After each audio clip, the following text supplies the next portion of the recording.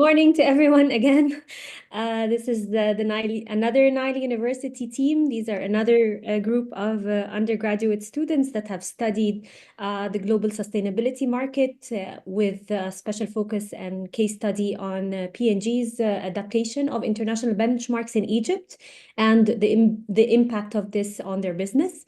So I would like to present the team. Salma, Jana, Nourhan, and Malak will be presenting today, and I will leave the floor to them. Thank you, Doc. Thank you. Hi, we're going to be starting our presentation with the background and the research objectives. Our research has three standards for sustainability. They were environmental stewardship, social equality, and economic viability.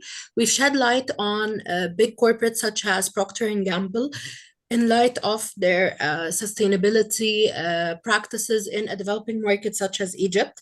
The benchmarks that we've spotlighted were mainly the GRI standards, the SDGs, and the triple bottom line. Our research objectives had three phases that were leading to each other. The first phase was examining P&G's business strategies. The second was assessing their impact on business in light of the operations themselves and their KPIs and their business performance. And lastly, we've provided direct insights for MNEs that are looking to adopt certain practices in developing markets, all of which have led us to the research question: what strategies does Procter & Gamble employ to integrate international sustainability benchmarks in Egypt? And how does the successful implementation of these sustainability initiatives impact long-term business performance?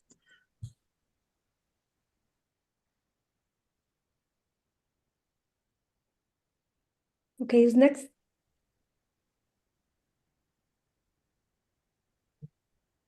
Okay, well, jump in. Yes, Nora.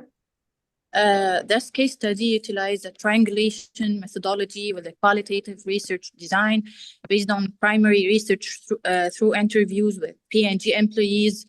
First one was Shadi Saif al-Nasr, supply chain manager, and Muhammad al-Asar, head of supply chain department.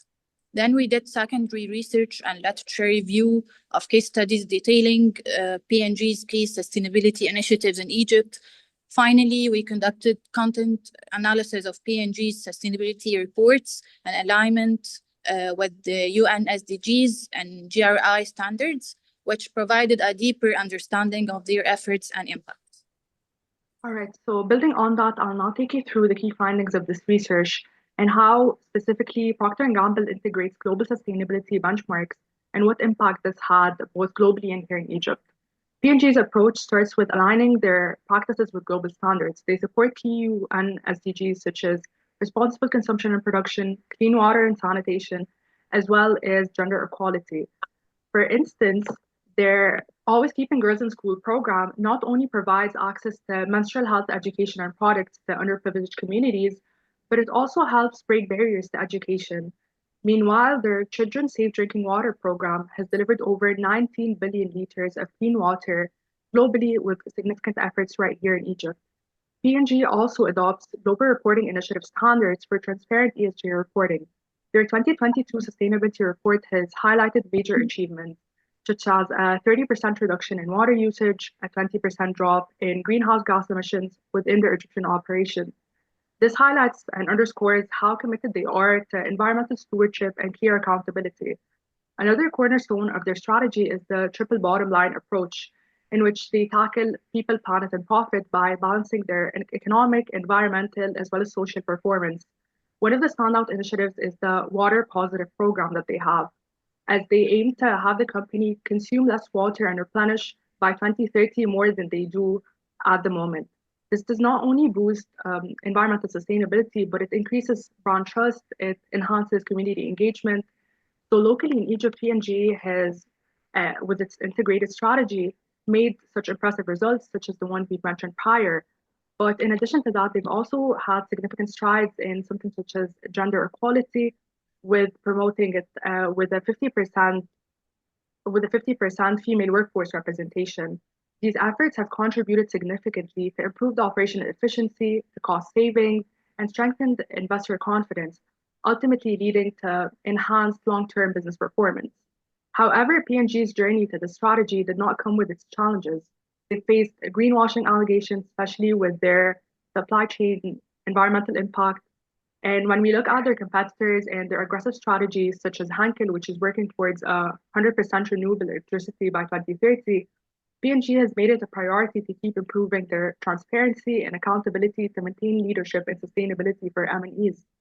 So in summary, P&G's journey and strategy has set such a competitive standard for multinational enterprises and shown that combining international benchmarks with localized actions can create these sustainable practices that drive both social impact and financial as well as operational success.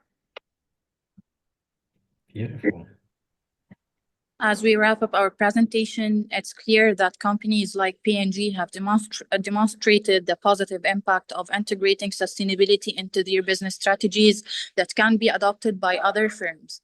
By adopting stakeholder-centric approaches such as engaging local stakeholders and implementing employee-driven sustainability programs like the Sustainability Champions, M&Es can align with the triple bottom line framework and achieve long-term sustainability goals. Emphasizing cost-saving initiatives, community programs, and circular economy practices can further enhance their sustainability efforts.